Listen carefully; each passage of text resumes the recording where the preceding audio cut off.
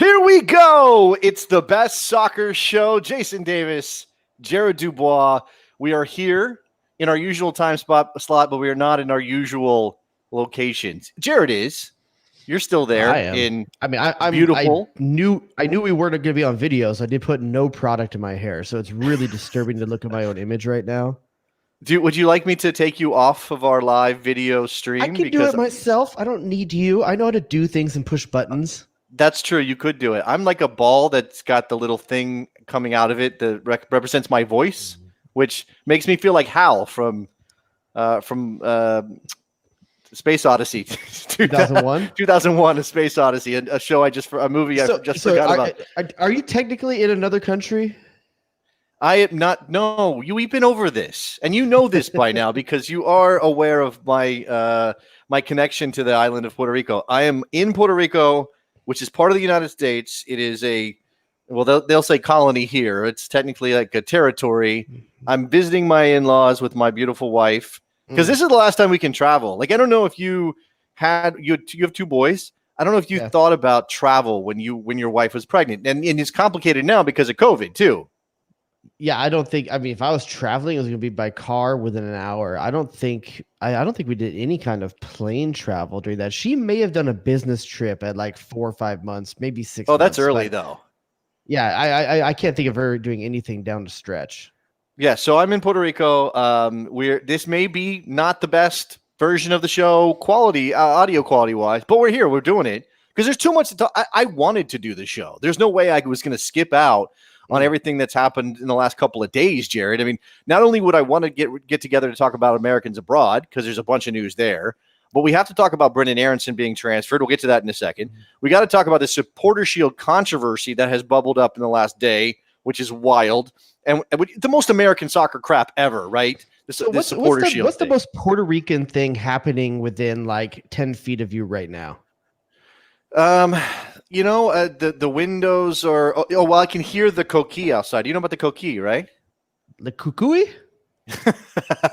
There's a little frog that is native to Puerto Rico. It's called the coquille, Coqui, and it has a very distinct sound it makes at night. And if you talk to anybody who has either spent time in Puerto Rico, is from Puerto Rico, that's the sound that's like home for them. It's the coquille. So fill in the gaps for me. Are you living near a swamp? No, it's the whole island. It's a tropical island. What the hell is? How is that? Where does a frog live in the middle of a city? In the trees, man. They live in. Oh, they're tree frogs. I'm not in the middle of the city. I'm kind of in. And first of all, they're really, unless you're in San Juan proper, it's really not. There's trees and tropicals. I posted pictures to my Instagram today, which I know you don't care about. You're like, you make jokes. You make jokes on my Instagram all the time that are inappropriate. I'm just going to tell people that. That's our relationship now. What? But I posted. That's a fine line. Okay. Well, I posted pictures today in my stories of the avocado tree that is growing in my in-laws' backyard, and they're on a mountaintop or a hill, very rocky like a bunch hill. Of tree testicles, dude. Well, if you like avocado, it's gold. It's fantastic. It's beautiful. There's like 50 of them, like ready to pluck, and he's got a bag of 30 more that are ripening right now. If you like avocado, and Jared, you like Mexican food, you don't like guacamole, you're not into that. Every once in a while, I'll partake, but like I don't understand the avocado gold that people see in it. Okay, well, I like avocados. They also have oranges growing out back. They have mangoes growing out back. They have papaya.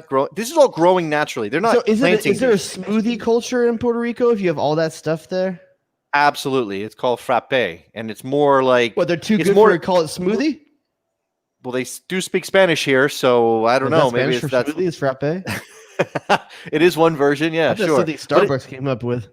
You know how when you get a smoothie now in the States, it's like, oh, add some protein powder and some green tea extract or whatever, and they're trying to make it all super healthy. The frappe stuff here is more like ice cream. Like, it's more like that. It's kind of like it's a treat. It's not supposed to be like, I'm gonna get healthier because I'm drinking a smoothie, which I do appreciate that. Okay, so it's smoothie for the sake of smoothie. No, they don't do it for the health effects or anything like that. So might as well throw a little rum in it then. That absolutely, you should completely do that. All right. I am in Puerto Rico. That's a topic that we can come back to later on. I'm just sure. Drinking the banquet beer. I'm drinking Old Man Coors, not light. I see that. A banquet Beer. Beer. Yeah, that's Not a sponsor. It's very macho of you, I guess. Should be a sponsor. Very old man of me. There's a vibe to it, and I'm not sure why I picked it. Actually, I was using the Drizzly last night, and the guy got to the liquor store, and like they're out of the beer that I told him to pick. So I said, just get the Coors. Okay. All right. I'm not up on the Drizzly. I'm not using that yet, but I guess in the pandemic period, you also should not do a that. sponsor, but should be. All right. So we've got a lot of things to get to on this show. Let's start with, and this is kind of chronological because again, there's some things that have happened in the last couple of days. It might be bigger stories depending on where you come from. But Brenden Aaronson, the transfer finally going through, Jerry. We all knew he was going to go to Red Bull Salzburg. Turns out it's a done deal. Now, because it's MLS, we will not get an exact number reported by the club. They won't say we sold Brenden Aaronson for blank $1 million. But Jonathan Tannenwald, who was on the midweek show talking about the women's national team players, but not talking about Brenden Aaronson, he says it's $6 million with an additional $3 million of add-ons that are reasonably possible for him to reach in Salzburg. Tell me that's not a fat chunk of change. No, it's a big chunk of change, bigger than I thought. But just real quick, can we start calling Jonathan Tannenwald Jonathan Taylor Tannenwald? That's actually pretty good. Let's do that right now. JTT. I'm stamping it. It's done. JTT on the show on the midweek episode from the stands. But as reported by JTT during the week, shocking number. Shocking number. I mean, listen, it's not 20 million or something. It's not, so I guess it's not shocking, but very surprising because we played a whole game around this recently. If you remember, you brought up, or we had Nikki bring up the transfermarket.us and guess the values. And if I remember correctly, they had them marked at, and we both bid it around 3 to 3.5 million, right? I think I was closer to 5 than you were, but I don't think I was much. I was like, but that's not where it hit, though. The actual market where we thought was where it was officially at, according to the transfermarket.us. So yeah, I'm surprised. I'm surprised that first of all, good on the Union. Well, go ahead. Yes. Do you think that there's any chance that Salzburg is paying a premium to establish a relationship because the Union are pumping them out? Listen, someone should, to be honest with you. I mean, they've already got Tyler Adams on the through that relationship there. It's interesting if they are, because you would think that there's a natural Red Bull kind of relationship with the New York team. So it'd be interesting if Philly was the other place and they have two related. But yeah, I mean, hey, remember with that guy Aaronson? We gave you good money. We treated you right. Yeah. I'd like to talk to you about a guy you have named Mark McKenzie.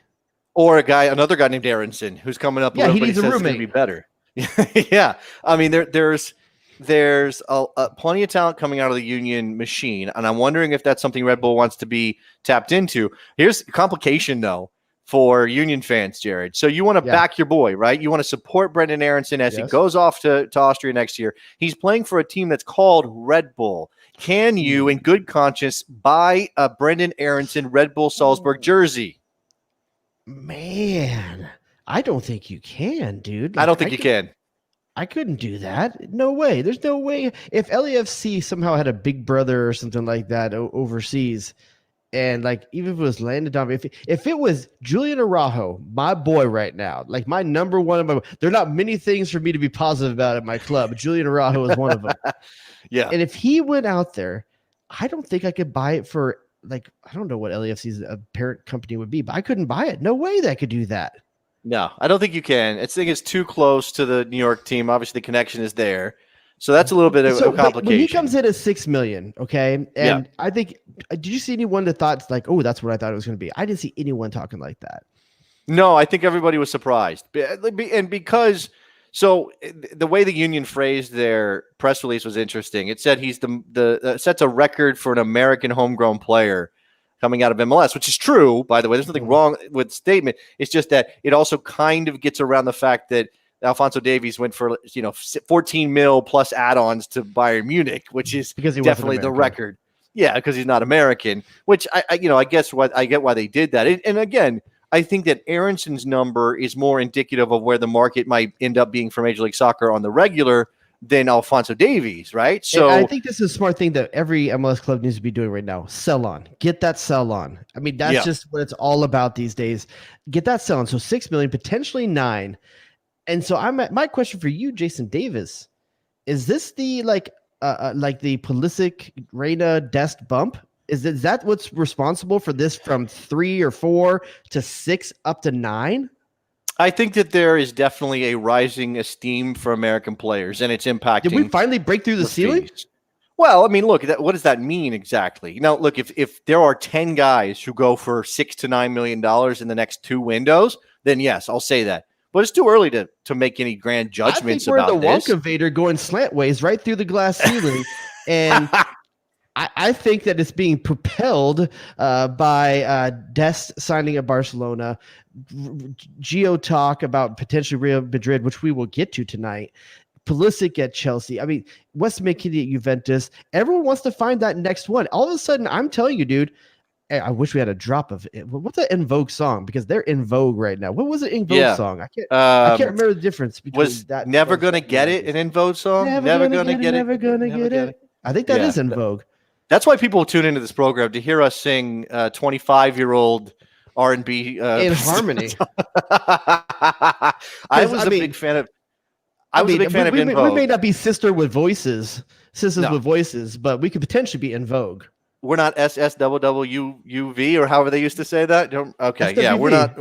Yeah, no, I know, but I was trying to. They say it in one of the songs. Got you. SSWWUV or something like that. Anyway, you were far better up on that one in the 90s than I was. I would defer to you, but I'm telling you right now, there is an American bump going on, and that's a crazy thing from a year ago where we were destitute about like where we were going as a national team and stuff like that. The last year has been the most there's an accelerant that's been sprayed on on Americans right now that I had no vision to at all a year ago. Well, I mean, I think that's kind of understandable, right? Like, it was never going to be this incremental growth year in, year out. I say this all the time. I say it on my radio show. Did you know I have a radio show? I have a radio Puerto Rico? Apparently I do. Yeah. Puerto Rican radio soccer. The radio, the line of improvement for American soccer was never going to be a straight 45-degree line up and up over time, right? It was going to plateau at points. It may even drop obviously it dropped for the missing out of the World Cup in 2018, but then it was always going to like have some sort of spike just based on the fact that we put money in 10 years ago that didn't exist, right? And there's interest in the game that didn't exist 10 years ago because of all the stuff we get on television. No, you cannot watch Serginho Dest in Barcelona, but still, you can watch a lot of these guys. You can see the famous world leagues, and in this part of the country or in this part of the world, that has a massive impact on these kids. So, I think this is, again, I wasn't going to be able to predict it necessarily, but when we saw Pulisic break through, it wasn't like he was. Well, no, actually, I did call him a unicorn. I kind of was convinced he might have been a one-off, and apparently he wasn't. I wasn't concerned. I was more concerned that he wasn't going to be able to make the step. That's what I was really worried about, is that... Yeah, you were doubting his Chelsea chops. Well, EPL's cutthroat. You got a new manager in Frank Lampard who is going to look for any reason to cut bait on anyone that's going to save his job, I mean, that guy could have been a one-season coach, and then you're the guy that brought in for a big chunk of money, and all of a sudden you're sitting the bench, so that was a big deal. But my question for you is, if this truly is, let's assume there's an American bump going on right now. I mean, what does that mean for someone like Mark McKenzie, who before we thought maybe 1.52 million? What does Mark McKenzie go? I don't think 1.52 million was ever going to get done. In fact, I think our friend JTT, Jonathan Taylor Tannenwald, was saying that Celtic came in with a $1.5 million bid and the Union laughed in their faces, figuratively speaking, which they should have. Now, he's 2 years older than Brenden Aaronson, so he's 21. And a defender. But he's actually playing a position that I think is – I don't think the quantity of top-level center back prospects is all that high around the world. And by the way, obviously when you see the best center back in the world go down with an injury – in the Merseyside Derby, these guys are at a premium. So I wonder if his value will go. I don't think it's going to be $6 to $9 million. I think his age is going to be a factor here, but I think you can bump him up $2-3 million from where we thought. I think Mark McKenzie's a $5 million player. Okay, I mean, so Matt Bianca was. What's a equitable player to Brenden Aaronson right now in terms of age and skill wise and potential European move? Is there even another one like that? Like if you have Brenden Aaronson and you have Chris Muller, Yeah. who's fetching more between those two players? Brenden Aaronson, for sure. Brenden Aaronson and let's say you know who the player is? No, the player is Paxton Pomykal, who might have been at a higher valuation to the market than Aaronson was last year. But obviously, Paxton Pomykal keeps getting hurt, and that slowed down his progress. And he might have been the first one to go out of Dallas in that group, but instead it's Reggie Cannon. So I still think it's Pomykal. And I'm not saying that Pomikal's better than Aaronson. That's kind of tough to decide right now, but I've been extremely impressed with Paxton Pomykal over the last 2 or 3 years, and he's only 20 years old. So he gets it together. He might be the guy that goes for 10. It is kind of messed up, though, that it's like a, 3-name race for people you can potentially even come close to comparing to Brenden Aaronson right now. Like, there's just not a lot of that age player. And that's maybe a good thing because that generation of player, Brenden Aaronson's generation, which he's 19? Brenden Aaronson is 19, yes. His generation's already in Europe. Think about that, dude. Like, this is one of the first times in American soccer history that the entire generation's already in Europe at 19. Well, there are guys who did that. So, guys who waited out until they were 18 to go over there. Some guys have a passport. Obviously, that's the golden ticket. But I do think there's more talent in MLS. Think of past generations. Think of the Landon Donovan's generation. You had Bobby Convey, MLS, DC United, then went to Reading. Didn't start over there. DeMarcus Beasley started at Chicago, then went over to PSV. Like that generation had a stepping stone of MLS.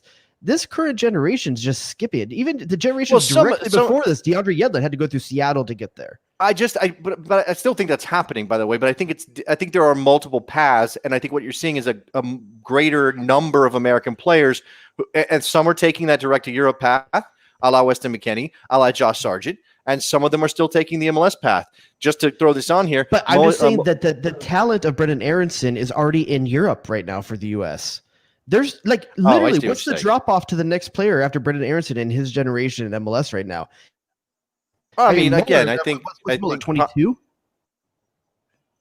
Yeah, it's not Chris Mueller. It's Pomykal. It's Brian Reynolds who's replacing Cannon at right back and wowing people. Let's see. I'm just looking through the homegrown list. You have to think it's not just off the tip of your tongue. No, I'm not.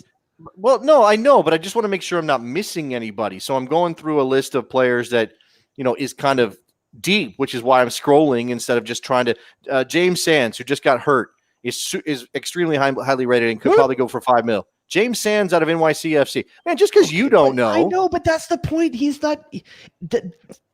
Okay. I have a soccer show every week I talk to you about. I'm not thinking about James Sands. That's what I'm talking about. The drop-off is so big from Aaronson to the next person in terms of profile and age. Every other guy his age is already in Europe, and that's the point I'm making is that there is an accelerant going on. Yeah, I know what you're trying to say. I just don't think you're getting it exactly right because I think there's more talent at 16 and 17 in MLS than there's ever been before. And rather than say that those guys are skipping MLS, what we can say is that like a Caden Clark, those guys are going into MLS at 16 and 17 and then getting their transfer at 18 and 19, whereas a generation ago, you weren't leaving MLS till you were 22 or 23 at the earliest if you're Matt Miazga. Even if you go to the 16-17 range, Pulisic was in there at 16 at Dortmund. He had a golden ticket. Over there at 17 right now. Golden ticket. Why, because he had a passport? Yes. Okay. You can't compare a passport player to a player who doesn't have one. You can't do it because they have an option to go before they're 18. Whereas McKennie has to wait till he's 18. Josh Sargent has to wait till he's 18. All right, let's move on from Brenden Aaronson. We're all excited to see him play in Europe in the very near future. In the last day and a half, maybe not even that, yesterday, a controversy erupted in Major League Soccer when the Supporters Shield Foundation, Jared, are you aware of such a thing? Is that like a layer of superheroes or something? I think it's like where they pump all the shady money to support. Are they devoted to like fighting crime? Okay, if they were, that would be great. I think they're probably more like Spectre. I don't know. Is that or what's the one from the Marvel universe? I don't know, but I'm thinking Hydra. I got You're like Hydra, like Hydra. I'm so old. I'm thinking Get Smart. And what was the name of the it was Hydra. Even then, it wasn't a Hydra in No, Get it Smart definitely as well. it wasn't Hydra. All Let's right, say anyway. Cobra. It could be Cobra. Sure, that's an 80s reference. That's more up our alley. Cobra. After much consideration and discussion, the Supporter Shield Foundation has decided to forego the awarding of the Supporter Shield for the 2020 season. This is not an easy decision to make. With the inability for supporters to be in attendance and fill their stadiums with passion, however, we feel as though the current climate goes against the spirit of the Shield. The Supporter Shield Foundation stands with our players and our supporters in knowing that this year has been one of many challenges, and we commend the support and effort given to making the best of the 2020 season as it has been. With no 2020 winner to house the Shield, we will be taking 2021 as a means to spread the word and the spirit of the Shield across the entire league. We look forward to educating supporters on the Shield's history and passion, as well as welcoming new supporters groups to MLS. As long as it can be safely done, the Supporter Shield will be going on tour in 2021 so that as many supporters as possible may be able to see and learn about this wonderful the symbol. Turin? Do you think they're going to have like pilgrimages to it or something? Okay, so I didn't even finish. That's okay. You get the gist. There are a couple things here. One, I thought when I read it first, I didn't go deep enough with my thought process. And I thought, oh, okay, this is cool. Don't give it out because it's not a fair season. The reaction has been almost unanimously negative towards this. First of all, it seems that these guys didn't talk to the actual other supporter groups in Major League Soccer or didn't do a good enough job of doing that and made sort of a unilateral choice. The other thing is that the players and the teams are pissed. Greg Vanney said, "My players are pissed. It's a huge sign of disrespect to the players. It has arguably been the most difficult season in the history of our league and where people have put their health at risk to play and put games on television for fans. This season has required a huge commitment from all teams.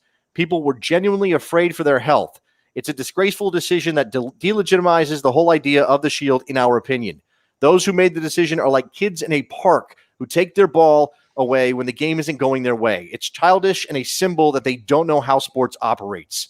Jared, do you agree with Greg Vanney? No, I think they got it right. I think that that Shield shouldn't be awarded this year. This year sucks. Like there's, okay, I get they did everything they did. Give a pizza party, like this. But if they do that, listen. Listen. I'm going to work every day. I'm going to work every day and putting my health on the line. I ain't getting my bonus this year because this year sucks. Like, I'm sorry. Like this, there's no way to statistically say that this was an accurate and fair season, and you should be rewarding. No, but I don't think that's the point, though. I think the point is that there's never. Then? Well, there's never really a balanced schedule, right? Major League Soccer hasn't had a balanced schedule in 10 years. So you're already you've already given up the ghost on like how the Shield might represent the best team in the league in the regular season. You got 4 teams in the West that are missing 2 to 4 games apiece. I do understand not even that. About balance, like Colorado can't play. I know there is going to be a points per game situation for the playoffs, and I'm not happy about that for sure. I mean, and let's say we do give the Supporters Shield, and they decide to give all the Colorado games as wins to the other team, and all of a sudden LAFC gets 6 extra points, and they beat Toronto. That's not how they would do it. I'm guaranteed you don't know that. You don't know that. Oh, okay, that's true. I don't know. By the way, my issue isn't necessarily not giving the Supporters Shield out this year or awarding it. I understand that to a point. My issue is the communication, which I didn't really get when I saw the initial statement, that there wasn't enough communication because people just weren't aware that this decision was being made. Let's bring in our friend Mike from Philly, who was nice enough to ask me if he could call the show, and then I said leave a voicemail and realized I couldn't play it. So now he's here live. Mike, what's up, man? Hey guys, what's going on? And all right, so give us the thoughts, man. Tell me if Jared's right on all of this. No, Jared's wrong. I 100% agree with Greg Vanney. And Bedoya came out with similar comments, right? And look, I know this sounds like I have sour grapes because for once in our goddamn existence, we have a shot at something like this, right? So, look, here's the thing. Jason, to your point, I think the communication, awful. For starters, they don't even mention the only thing that you could plausibly think this is justified which is the sporting merit of it all. Not even part of the communication. The whole thing's about, hey, look at us, we're fans. Soccer's nothing without fans. You're not that goddamn special. Pat ourselves on the back all the time from the supporters culture. It's fucking Can I curse on this? Well, it's too late now, Mike. I think you just did. It's very. You wouldn't be in Philly if you didn't. That's right. Entitlement that soccer fans have, and I think it gets in our own way a lot of times. The Shield is already diminishing in value year after year with a more and more unbalanced schedule each year. And this is honestly, I think this expedites the depth and relevance of the Shield even more if they don't award it this year. I look at it as the format is constantly shifting and changing the way they award the Shield each year. There's maybe 2 seasons ever that had a truly balanced schedule. And the rest, you're retroactively awarding back to 1996 when they had shootouts and no ties. 2001, you look at Chicago and Miami played the same amount of games. Maybe Miami loses that last game and Chicago ends up winning the Shield. The Shield needs to be taken for what it is, which is not the championship. The championship's MLS Cup, and the Shield is a trophy that needs to be thought of in the context of that particular season. I mean, okay, we're not dumb. We know that the 2020 season is unique and sucks and not perfect for a lot of reasons. But if all the perks of winning the Shield are still there, why not just award the same damn thing? And the timing of it too. The players are playing the entire season under the pretense that this is a trophy they're playing for, and in the last month they're going to yank it out from underneath them. I actually do agree with that part. I actually, it's not something I brought up initially, but it is true, Jared, that you have to take issue with the fact that they had dropped this announcement with 3 games, 4 games left for everybody, whatever it is, and it's like, wait, hold on, now that's a thing that you're going to tell us? Like, why didn't you decide this way before MLS is back? Oh, this is going to be weird. We're playing a tournament in the middle of the season. This isn't going to be a normal year. Forget the Supporter Shield. I wouldn't necessarily have been on board with that idea of being, but you can't do it now. So you're going to hold this with the Supporter Shield Federation for Truth and Justice, whatever they're called. You're gonna hold them to a different standard than MLS holds to themselves, because MLS themselves committed to nothing until last minute all season long. So how do you want them to commit to something if the dang league won't do it? Here's the other thing, Jack. Apparently it's 5 dudes that made the decision and didn't even really consult. I think there was maybe a few consultations with a few supporters clubs here, but as far as I can tell, no one from Sons of Ben had any say in this. No one from the Toronto groups that I see on Twitter are saying they were totally in the dark with this decision. So, I mean, it seems like a very small group of people just making the decision for everyone because they know best, and soccer supporters are special. And look at us. It's Jared. Let's not forget that a small group of dudes in Philly founded a whole country, okay, and spoke for a lot of people. What if these guys are like the 7, or the 5, or whatever, the 7, and they're sitting around, and one of these dudes is like Homelander, and you really don't want him making decisions for the rest of us, Jared? Come on, you have to understand the possibility of malfeasance involved here. Well, yeah, I mean, there definitely could be, but it's something like that. But here's my thing too. Does that mean that we're going to give out a CONCACAF spot for this, whoever this team is too, right? We're going to give a CONCACAF spot out. It's going to happen anyway. I think MLS already said, they're not going to stop. They're not going to not play the Champions League next year. So of course somebody has to get the spot, even if the whole thing is a joke. They're going to give the spot to the top team in the standings. So why not award the Supporter Shield? I guess that's kind of the argument. Are we going to even have an MLS Cup? That's up in the air right now, Jared. We're figuring it out. Okay, just why does any of this matter? Why are people outraged? Who cares? This season. Well, I do think it's crap on a plate right now. The entire season. I don't care if there's an MLS Cup. I don't care if there's a supporter shield. It's crap on a frisbee. Is what you could say if you really wanted to go in that direction. A disc. Sure, a disc. Whatever you guys call it. I just don't understand why we're all up in arms about it. Did we really think that the best regular season team was going to mean something this year? It doesn't mean anything. Well, look, that's why I'm saying. Why do you want to associate something that does mean something, the Supporter Shield, to a season that means nothing? Okay, but they're going to play an MLS Cup if they can. So I think the thought is, if you're going to go through the pretense of all this bullshit anyway, just do it all. Don't do half of it. Don't do some of it. Don't pick and choose. Don't go make some grandstand about, oh, the fans won't be there, so it's not in the spirit of this of the supporter shield. I think that's the argument, and I do get that, because while I think this whole thing is crap, and I've said that the competitive integrity of the season was gone a long, long time ago, to give up on that idea.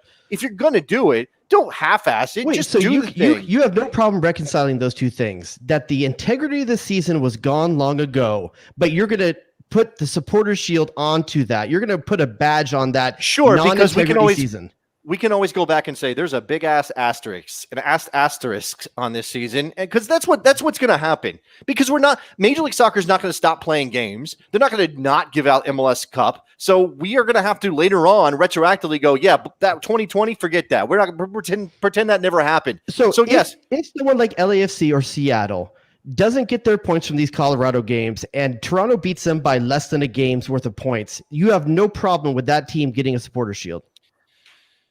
Man, look, nothing's by PPG. It's going to be by PPG. That's MLS's criteria for determining. So we have no problem. We have a big problem with them not giving the supporter shield. We have no problem with the fact that they changed and announced this late 85% into the season. But we have no problem with them changing the criteria for the supporter shield 85% of the season in. You see that there's a dichotomy here that doesn't align with itself. Okay. So I don't know who said this on Twitter. They presented themselves as one of the more OG supporter shield dudes. I think he might have been out of Columbus, but in his assessment, the shield was always just to be awarded to whoever came out on top by MLS criteria at the end of the season.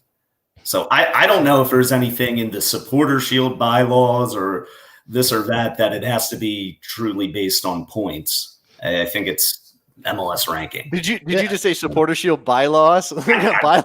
I don't know. I think people agreed in it. I didn't know there was a committee until yesterday. I honestly thought this was MLS named the dang thing. I will look. I do understand, and I what's funny about this? It's cyclical, and I'm not trying to bash supporters, right? So Mike is saying that these particular supporters act holier than thou, and it's about us, and look at us, and we're not going to be there, so you can't possibly give out this trophy that we lovingly created in 1998 or whatever it was. But it's also the same thing with supporters going after these guys and just elevating this whole thing to this.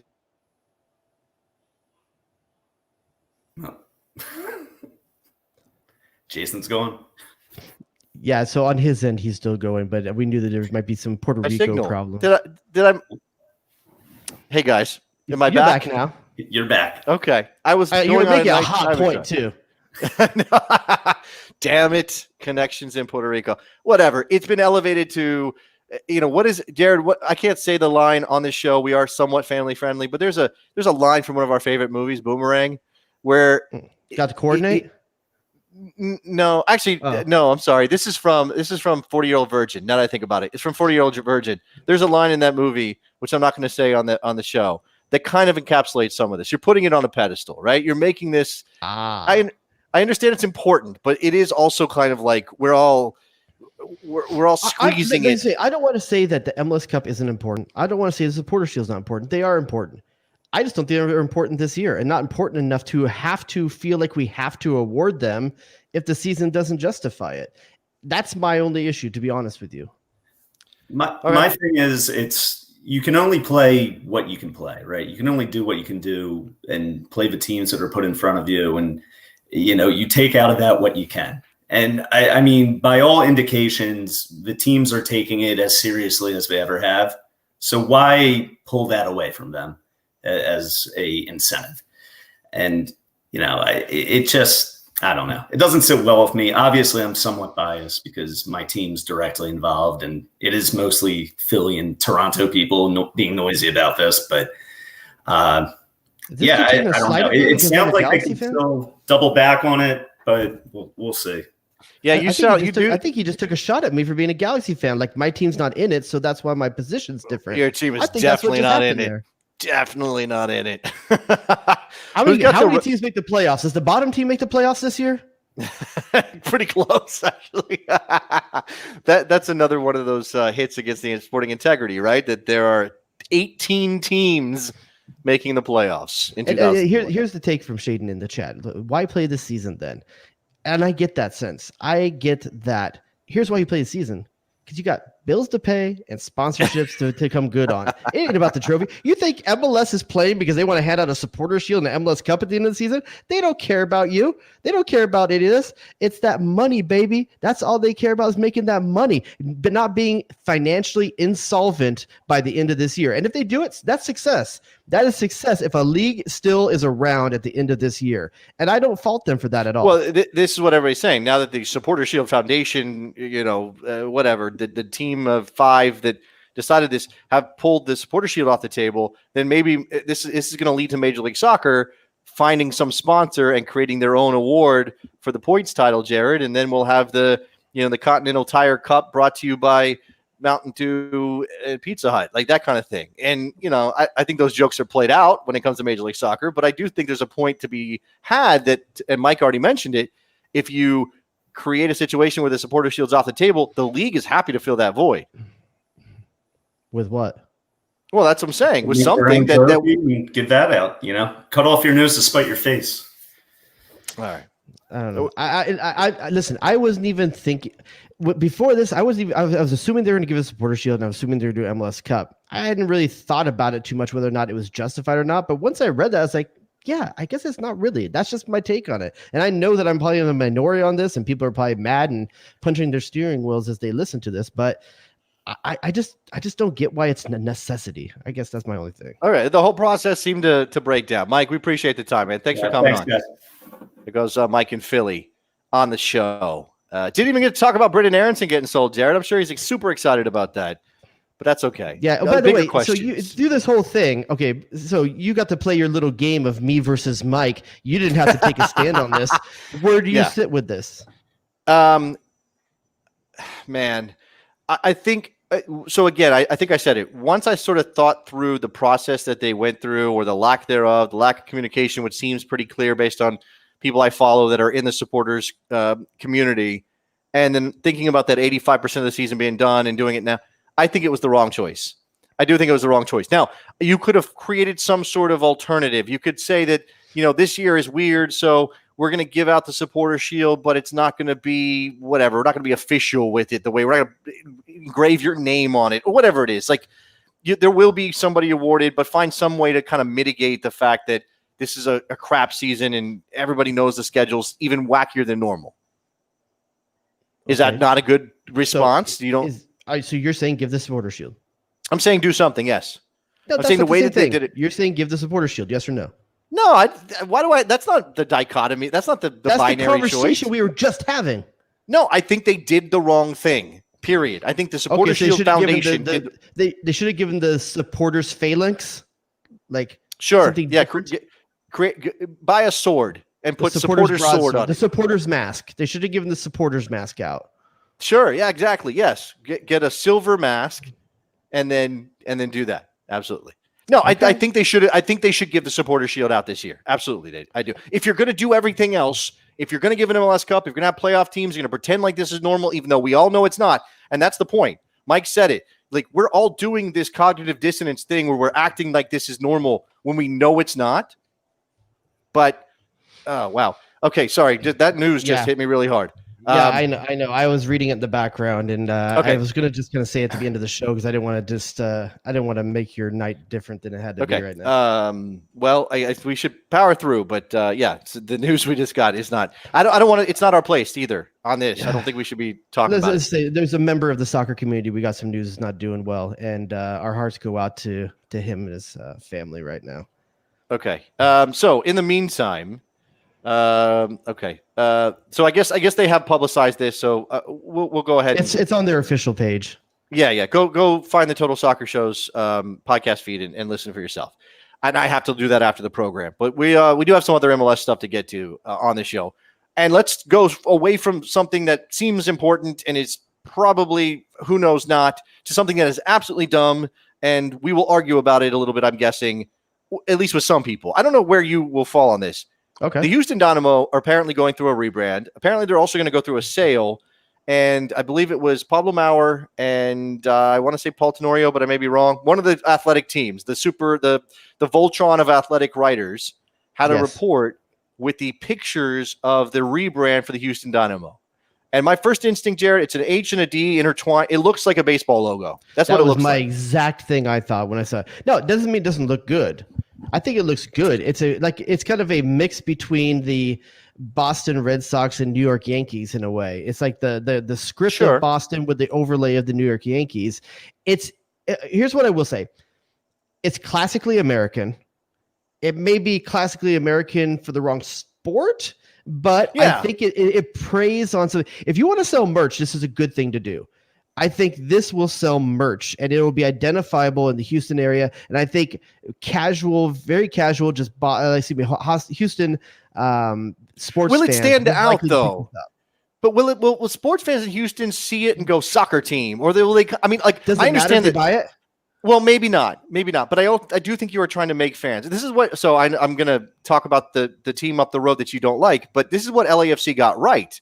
That they figure out a way to capture something that is Los Angeles, got a bunch of people wearing the logo that weren't soccer fans, and then when it was time for them to hit the switch and actually play games, it all kind of caught in that way. Now the Dynamo are already playing. They don't have the benefit of a fresh start.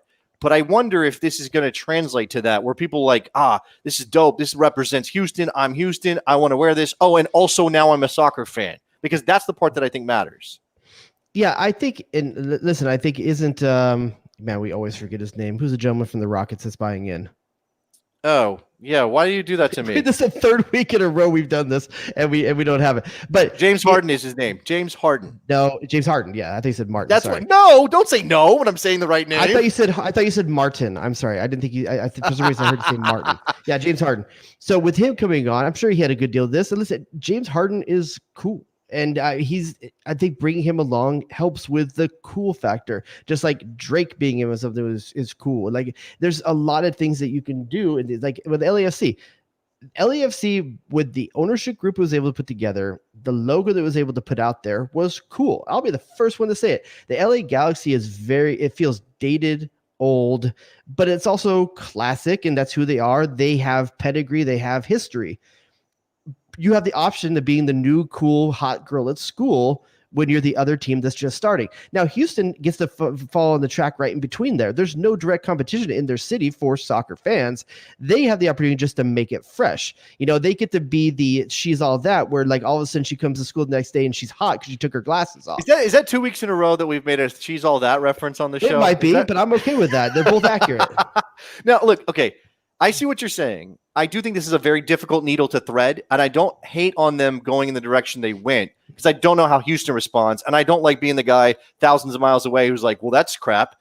They did add an FC, which I don't think is necessary. I don't know what that means. Is that their crest, though? I haven't seen their crest. Is that their actual crest? Is it going to be like Everton, where Everton was doing the EFC? Like that's another thing people said too. Is it looked very similar to the EFC that Everton kind of went with on some of their jerseys. Yeah, I know what you're talking about. Rangers, I'm sorry, Rangers, not Everton. It was Blue Rangers, Jersey. yes. Rangers football, RFC, Rangers Football Club, all like intertwined together in that script. Which I think looks badass. It looks really good. But is that their crest? That's what I don't know. Is that what's going to be on Houston's like pec, like over their heart? Are you going to say? Are you asking if their boobs are going to be covered by that? Is that what you're saying? That's what you're asking. In general, yes. Okay, that's a good question that I don't think anybody has the answer to because I think it's just a picture of a ball that James Harden is holding. Yeah, and I'm not sure if it works as a crest or not. But I think it works well as a logo. We'll have to see what it is. But so I got to pick your poison for you then. But I know you don't have the drops today. So do you want to do a Belle Biv DeVoe impression? Do you just want me to do? You got to. Who's going to do the drum? Okay, poison. No, I'm not doing that. That's terrible. Okay. Come on. Right, I don't drive people away. In terms of getting something potentially right, who's closer to the mark, Charlotte or Houston? Oh man, I'm going to say Charlotte. Although I think it's a little generic. I just don't. It's not right now. I don't think Houston is thick enough. If they, like you said, if that's not the actual crest and the crest has more to it, then might lean Houston. But for now, I think Charlotte's explanation for why they went with what they went makes sense, even if I do think it's a little bit generic. Okay. I would probably go with I would buy merch with Houston Dynamo stuff on it. I would probably before I would buy Charlotte's merch. That's how I think of it. Okay. So if it's a merch question, I might be with you, but I do think as a soccer badge taken on its own, I mean, like I said, I do think it looks like an arcade token, but they kind of went with that's what they wanted to go with, and I do think the crown is going to catch. I do think that's something people will latch onto in Charlotte. You know what they should do? They should make those tokens and at the games, and every season ticket holder gets one per season, and they have a claw machine with merch in it, and you can drop it in once a season and see if you can get merch out of it. Like a giant claw machine, not the little ones. Giant like claw you machine. see it. Giant claw giant. machine. Like one have one big enough that you could potentially pick up Connor Lade with it. There you go. I do have one of those coins. I don't think I would go to the stadium and do the claw. Does it have 3 slots in the back of it? No. The coin, you know, the tokens were back in the day, right? They had to be grooved, so only those tokens could go in the machines. Absolutely, yeah. We talked about how much it sucked when they all went to tokens because you couldn't transport from arcade to arcade. Yeah. So if you had one token in your pocket, and let's assume every game in the arcade was worth just one token, not 50-cent some, dollars another. Just everything is one play, one token, and you're the biggest arcade in the world. What machine are you putting that token in? Oh my god, what machine am I doing? Wow, what game did I play the most? You know what? I'm gonna say Afterburner. I'm gonna say Afterburner, which that is goes deep. back to your Iron Eagle love and stuff like that. I was an Air Force brat living on a base, going to the pizza place we had on the base, and they had Afterburner. So yeah, and it was the sit down version. It has to be the sit down version. So it had the full throttle. Yeah, absolutely. You're sitting inside the whole cabinet thing. It was great. Love that one. Man, you know what? There's one I played a lot at the pizza joint nearby, and I think I brought this up once before, and you didn't know what this game was, but Ivan Ironman Stewart Off-Road. I do remember the game. I remember playing the game on a console. 4 steering wheels where 3 of your friends could play with you, and there was a nitro button, and you just hit the nitro button as much as you could when you had it to just make sure you go fast. Yeah, I remember that. I think I would have I think some second choices would be Street Fighter 2 in the arcade.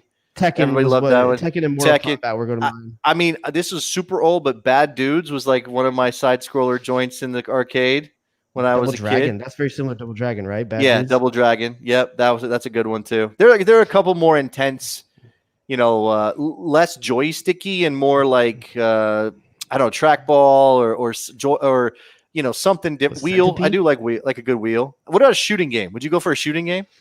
Man, I'm trying to think if there's any shooting games I was really in love with, and I can't really think of any that I really liked. I played them and stuff like that.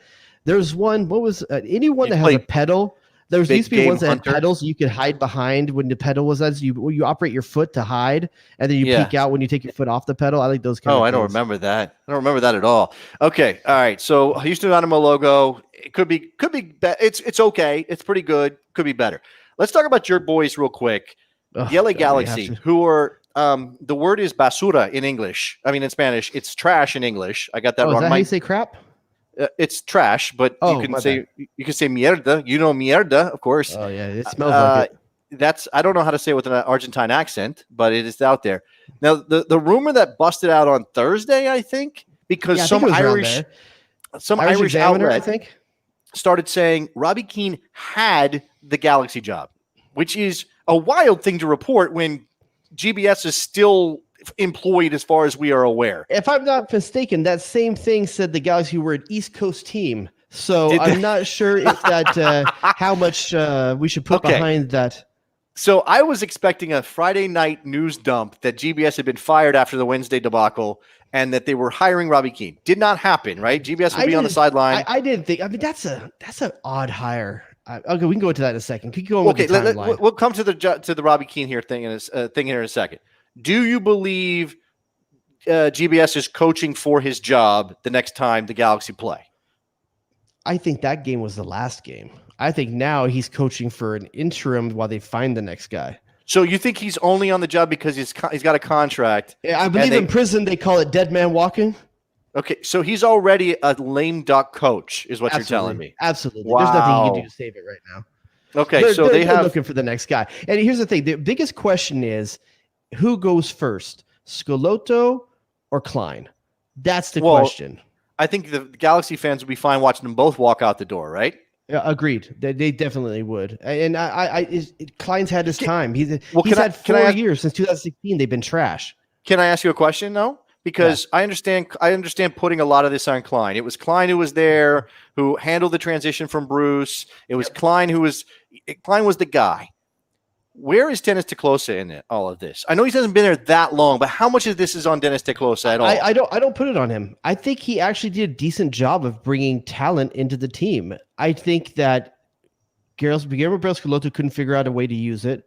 And I think Klein is just responsible for all decisions for the last 4 years, why they've been unfortunate. And it rots from the head, right? And Dennis Teclosa has been here just recently, but I think you can say Dennis Teclosa made Chicharito happen. And I think that was most people thought that was a legit hire, not this guy, but most people thought that was a legit a guy to go out there and get. He made the deal for Carlos Pavone. That's a really good deal. You know, he's helped the transition of Julian Araujo and Alvarez from Los Dos coming up. That's part of the closer gets credit for transitioning. He drafted players Ethan Zubak, right? Is that right? I don't know. He's got a better win rate than the Chicharito.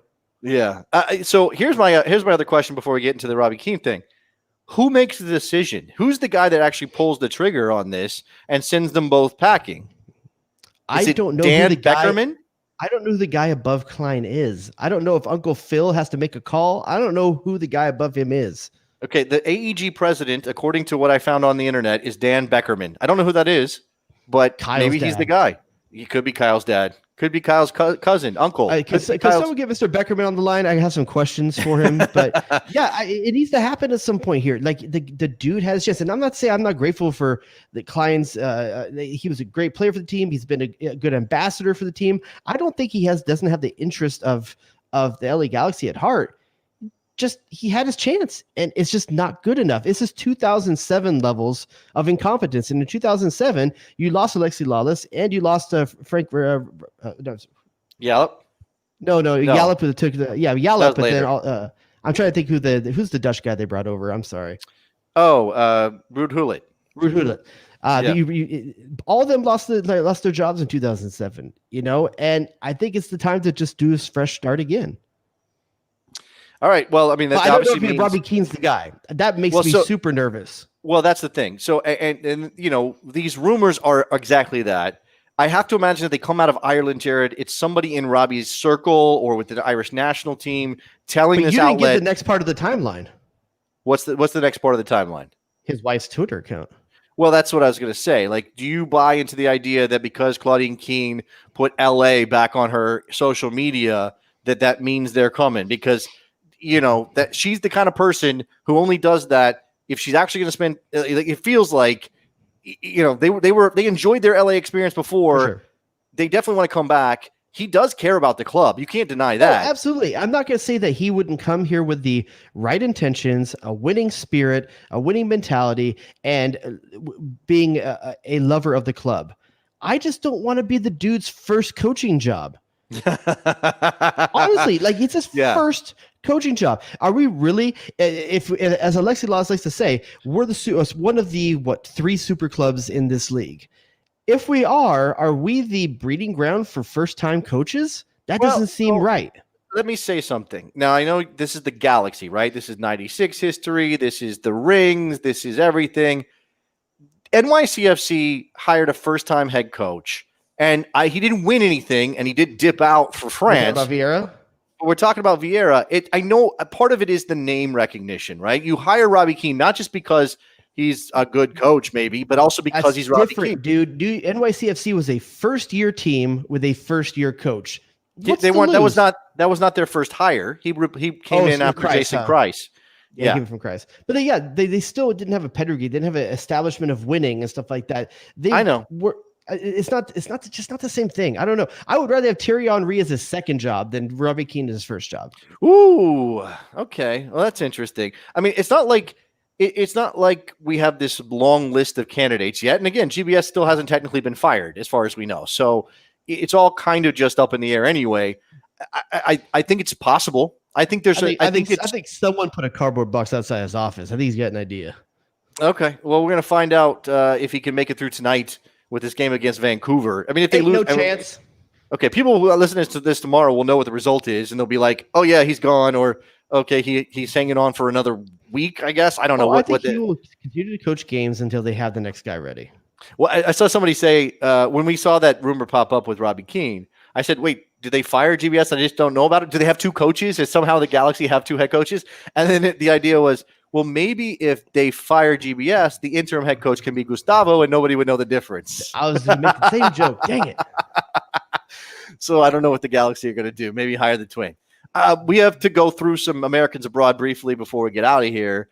We got to start with Weston McKennie getting the Rona, and pretty sure he got it from Ronaldo. Not to go to the club with him.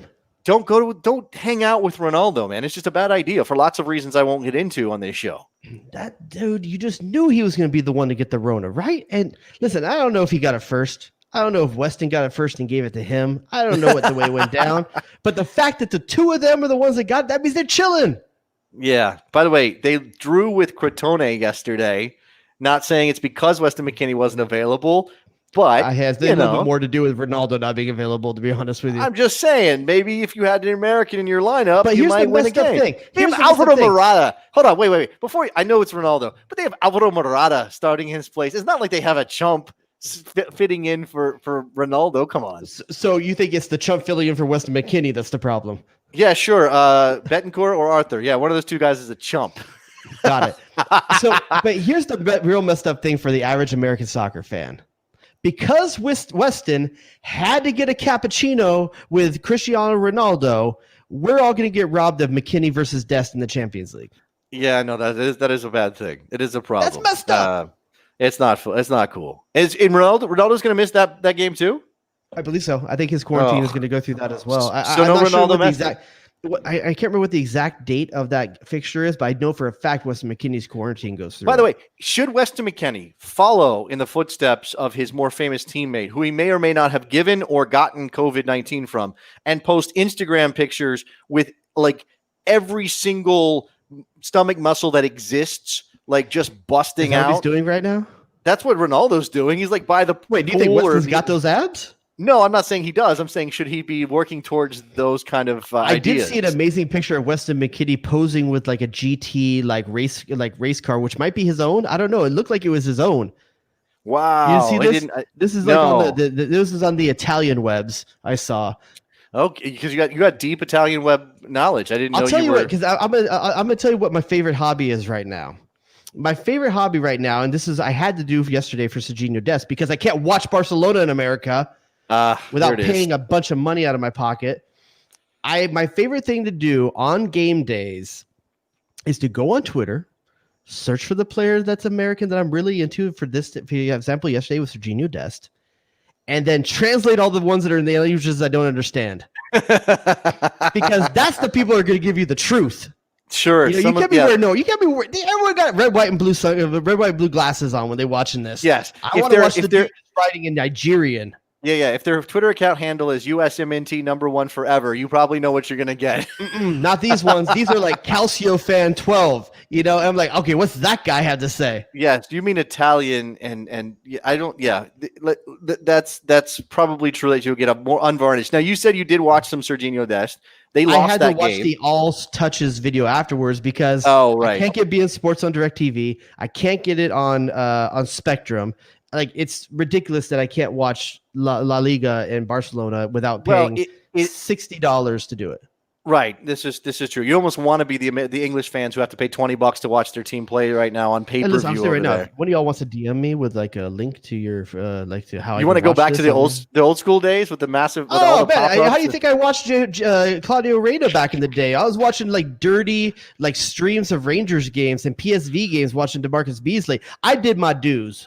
Yeah, watching those streams was like crawling through the pipe in you know how many viruses I got on the computers because I was trying to watch those games? I was going to say the pipe in Shawshank Redemption. Third party like streams of soccer games will get you more viruses than like RedTube. I thought you were going to go in a different direction. On both of them, you got to be careful what you click. Let's just say that. Okay. Yeah. Don't click. I don't hear. click on the I wrong thing. hear. I hear. Okay. So Tyler Adams plays reasonably well in a win over Augsburg. 83% passing, 86 Key thing touches. in that he played in the middle too. Yes, playing in the middle, which is a good sign for us. All right, Giovanni Reyna. We'll close out here because so don't stretch this Puerto Rican internet too much. Giovanni Reyna plays in a 1-0 win over Hoffenheim. Maybe not his best performance, but the big story last week, or the big story since you and I talked, is that suddenly Real Madrid is eyeing Giovanni Reyna, perhaps as a double swoop for him and Erling Haaland. And I do believe they are soccer's Beavis and Butthead. I'm 100% convinced of that, especially after Gio Jared said in the press, somebody asked him about their bromance, and he said, "Oh, it's so great to be one of the bromances in football that people are talking about," which is just the dude. Come on, he's being honest, dude. If you're 17 years old, I love it. The hottest striker in the world is your boy, and everyone's attaching you to each other. Like, oh yes, we're very tight. We're a package deal. Sorry, Real Madrid, you can't have him without me. No, he's just he's so earnest. He's so bright-eyed and green, and just he's perfect in that way. He's just innocent. Good for this world. Don't you want to like protect him? Put him in a you know who wouldn't be out clubbing with Cristiano Ronaldo? Giovanni Reyna would not be doing it. That's his home. I don't know what he's doing, but it's something he's like I almost kind of want him to be a little more like I feel like he might not be enjoying his teens enough. Well, he's not even 18 yet. Let's give him a chance, right? Like you go for that moment, you switch over. Like it's that first time that somebody gives you a sip of beer at a party you're not supposed to be at. Now I know you didn't do that, Jared, the one American male who never did a high school drinking party. But Giovanni Reyna will discover this one day. And it will be fine, okay? It's going to happen naturally. I don't want Erling to push him too hard, is what I'm saying. Yeah, Gio, I'm saying go have a little fun. Don't return Rubinho's texts, but have a little fun if you could. I don't think there's anything to the Real Madrid thing other than people like to make rumors up for big clubs, and they are the hottest thing in the world right now. Okay, but then, I mean, sorry, you have to let me know the guy's name. Watzke? Is that his name? Watzke, yeah. The executive for Borussia. I believe it's Hans Joachim Watzke. That's like super German and Polish at the same time somehow. That guy's probably in Hydra. No, sorry. That's probably not appropriate. I probably shouldn't say that. Go ahead. That guy might relate to my wife. Her last name used to have a W and 2 Z's in it. He's saying that Gio and Bellingham will stay for a long time. I think you have a further quote on that, right? No, that's it. That's all it was. Literally, it was him talking about we have a bunch of young players and Bellingham and Reyna are going to stay for a long time. Now, I think he's saying that because how old are they? 17. They're super young. It's just that. It's more than anything else. I think you say this because you're like, hey, Real Madrid, just so you know, you're going to have to pay out the b-hole for these guys. 200 million euros. 200 million euros. That's what I'm both thinking. of them or combined or? This is what I said at one point last week. I said maybe you get Erling Haaland for 125 and you get Giovanni Reyna for 75. And then you give them a discount on both, 175 for both. What do you think? Something like that? Sure. I'm not sure what the market value is. But listen, Borussia Dortmund's right. First of all, make it sound like you want them. They're part of our plan. They're long-term. I mean, we don't want to part with them. Ooh, you're going to make me? You're going to twist my arm? Okay, how much are you talking about? Like, it's a car salesmanship, you know? It is. All right. So Giovanni Reyna. I also am not okay with the German guy saying, here's a quote, we are currently forming an axis. That's not a good quote for a German. No, don't say that. You're right. He did say that.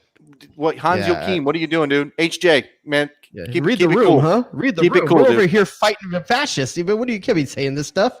Keep it cool. All right. Last thing. And there's some other Americans, and we'll get to everybody. Andy Robinson apparently had a good day. Matt Miazga at Anderlecht had a good day. But Christian Pulisic playing in the wildest, most chaotic, nonsensical, crazy ass, what the hell are you doing team at Chelsea? I mean, Frank Lampard is an insane person based on the way they defend. Obviously, he keeps starting Kepa. That's a thing. Do you think that's the way he wants to defend? I think he doesn't know any better. I think he just throws.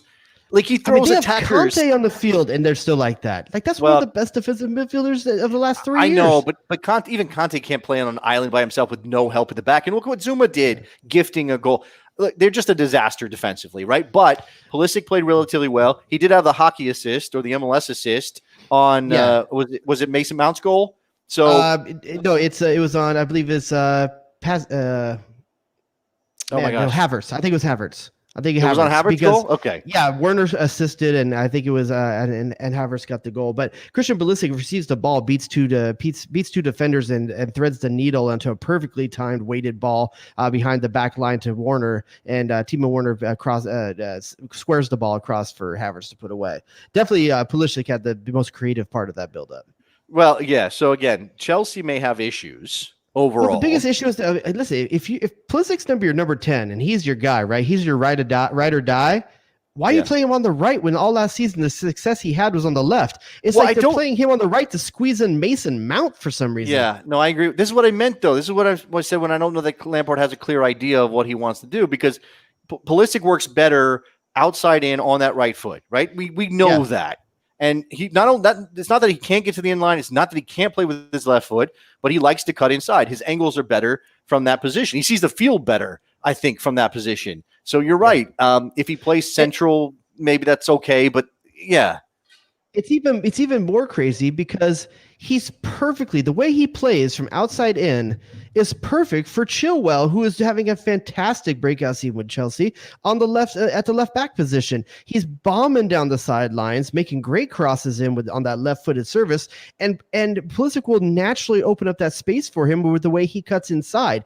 I don't see how this is not just, and I think Pulisic and Azpilicueta do well, and maybe it's because you want Pulisic to be further the field, and Azpilicueta is a better defender, and maybe that's why they're doing that. But for me, the Chilwell Pulisic partnership looks like it's just made for each other. So we'll see how this develops with Chelsea. I mean, again, I just think it's like Frank Lampard is taking giant gobs of attacking players and throwing them against the wall and letting them stick wherever they are, and that's part of their problem. But it's also defensively. And again, if you have Zuma making a mistake like that and then not tracking back, not even trying to recover, what are you doing standing there watching the whole thing develop with Kepa? All right, we probably should wrap this up. I know we're out of time, but can we just say real quick? There's an American that started for Barcelona this weekend. Okay, yeah, Serginho Dest. We had to watch the all touches video because you can't see him on television, but he did start in a loss. But he started nonetheless. Good movements, man, dude. Good movement. I mean, it'd be easy to put a young kid in there, first game at that level, and expect him to be conservative. And play just, hey, I don't want to do anything wrong. I'm going to play conservative. I'm going to make sure that I keep the coach happy. But that dude came in and said, hey, you hired me to do a job and play a certain way. I'm going to play the way Serginho Dest plays. This dude was like slashing on runs and beating guys for pace. It was really, really impressive. It's going to be good to watch him with the national team when that happens. Okay, so let's wrap this up. I want to thank everybody for dealing with all this weirdness with Puerto Rico and everything else. I'm glad I got to do the show tonight. Jared, you can add on here if you'd like. But the thing we mentioned earlier, I just happened to read the update that was posted by the Total Soccer Show. I'm guessing by Taylor. Daryl is legitimately one of the nicest people I have ever met. I don't know that we're close necessarily, but he is such a genuine guy. I've said this before. The thing about Daryl Grove is that he asks you questions because he cares about what you think and what you want. He wants to hear what you have to say. He doesn't ask questions just to ask them. He doesn't wait for his turn. He's a fan of the scene, man. He's a fan of the scene. He loves this community so much. I really do love that guy, and I'm extremely broken up right now. So I just want to say our thoughts and our prayers and our best wishes are with Daryl and his wife.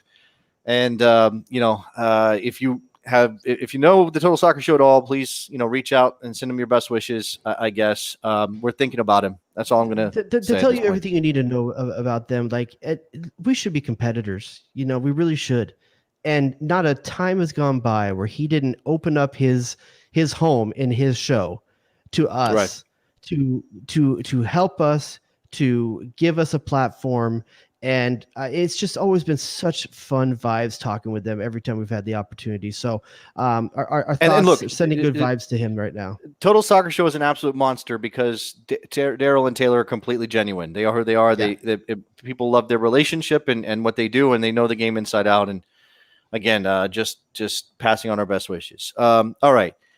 I guess that's it. I guess we got to go. It's going to be dry out the gate, but we're going to put something in later for everybody listening on the podcast. I want to thank Jared for coming by. Nikki Soup and Sausage, who couldn't be here, definitely wanted to be. Shouts out to him. Jared, anything else before we get out of here? I think that's it, buddy. Enjoy. All right, man. I'll talk to you guys next week. Bye.